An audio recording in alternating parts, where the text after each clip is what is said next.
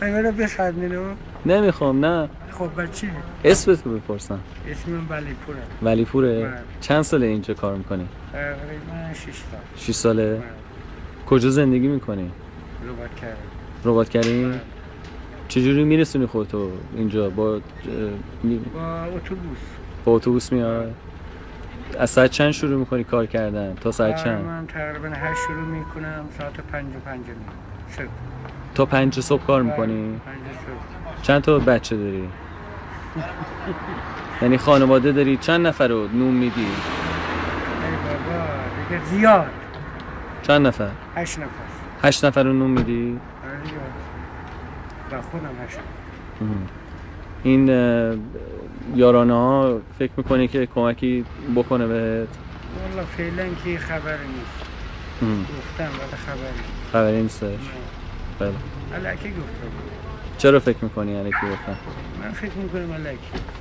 یارانه اسمش بود، همه چیز رفته بالا. والا به خدا. یک من شدم مثلا 5 من شدم مثلا 6 من اینجوری. یه ذره بلندتر صحبت میکنی. میگم یارانه اسمش اومدن همه چیز گیرن شدن. هرچی خود داره آورده هرچی گیرن‌تر کرده. الان شما برای 8 نفر چند کیلو گوشت باید بخری؟ گوشت کجا بیارم؟ گور ندارم که خند داشته باشم. 200 من پول منو. اونم الان 2 ماشین ریخته بود. ماهی 200,000 تومان؟ خدای الان 2 ماشین ریخته بودن. پیر و پیغمبر به خدا که باور میکنه. زندگی نیست که بخواد. شکر خدا ایمان دارم بس. زیادی بخوام چیکار؟ ولی خانواده‌تو چجوری سیر میکنی؟ چجوری؟ خدا سیر میکنه. 200 من الان 2 ماشین نداده بودم. سیر که نمیشه. چیکار میکنی؟ اینا؟ نه شما چیکار میکنی؟ چی دیگه؟ این کارم همین گونه همین کاره. 8 تا بچه داری نه با خودم 8 تا. 6 تا بچه دارم. یه زنم خودم 6. میشه 8. بله میشه 8. بچه‌ها چند ساله هستن؟ بچه‌ها تقریبا 20 هستن، 22 هستن، 16 هستن. یه ذره بلندتر صحبت میکنی پدر جان. میگه 20 هستن، 21 هستن، 16 هستن. الان یکی درس میخونن، اینا تقریبا 15 سالشون. اونا 20 سال پسر 20 ساله بزرگترت هم دخترشون. دختر بزرگترت 20 ساله، اون دخترت هم کمکی میکنه؟ واسه چی؟ نه کمک از نظر خرج. نه. تو خونه هستش؟ یعنی شما تنها نون بیار خونه ای؟ من که نه، خدا میرسونه. والله این 200 من چیزی نیست که ببرم. نه خونه زندگی میکنم، مستاجرم هستم. کجا زندگی میکنی؟ رباط کریم گفتی؟ تقریبا پایین‌تر رباط کریم سلطان آباد میشه. چقدر اجاره خونته پدر؟ اجاره خونم تقریبا 60 تومن اجاره خونه میدم. 3000 که پیش کردم. چقدر میدی؟ عرض کردم 60 تومن اجاره خونه میدم. 3000 که پیش پول دارم. پیش پول دارم.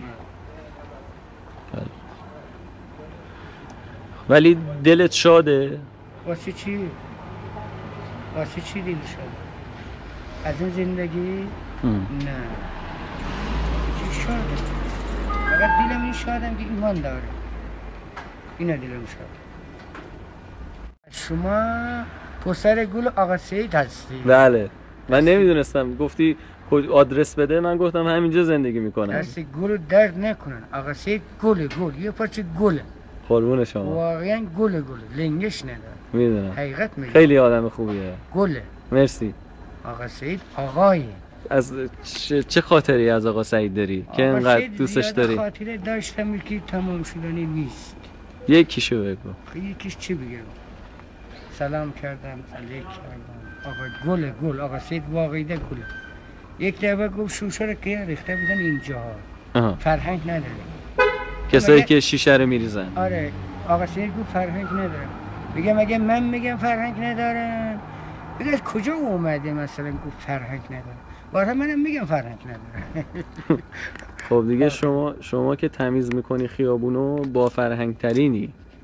والا چه بگم؟ چرا نه؟ برای اینکه تمیز میکنی این شهر رو که مردم لذت میبرن. آدم هستن، فرهنگش واقعیت هستن، آدم هستن، اونم فرهنگ داره ولی قایم کردن. یعنی چی که فرهنگ دارن ولی قایم کردن؟ مثلا اینجوری مثلا آشغالشون میگرفتن و خودشون میگیرن و خودشون میکشن کنار. این مثلا فرهنگ قایم کردن. ولی آدم هستن، معرفت هم دارن، فرهنگ هم دارن، مردم هم دیگه اونم فرهنگ داره. بازم میگم دیگه بس دیگه، همه رو گفتی. پس پدر منو میشناسی؟ آره بابا، این پدرش گل آقا سعید گله. قربان شما. یعنی یک گل دیگه از این کوچه دیگه لنگش نداره. قربان شما خودت. سلام منم برسه آقا سعید گله. حتما الان این ویدیو رو میبرم بهش نشون میدم. آقا سعید واقعا گله. قربان شما. میگم شبیه آقا سعید همچین جوان دیگه این کوچه پیدا نی، الان تازه دیدم. خیلی ممنونم. خیلی ممنون اجازه دادی من این فیلم از شما بگیرم. این حرفا چیه؟ این توفه نیستن. چرا؟ توفه هستی؟ نه معلومه از توفه بیشتری. نه بابا توفه نیستن. چرا؟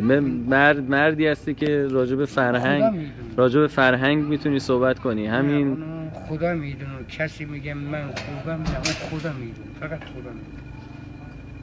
کسی میگه من خوبم، نه اون ریاست. باید خدا بشناسه آدم خوب باشه.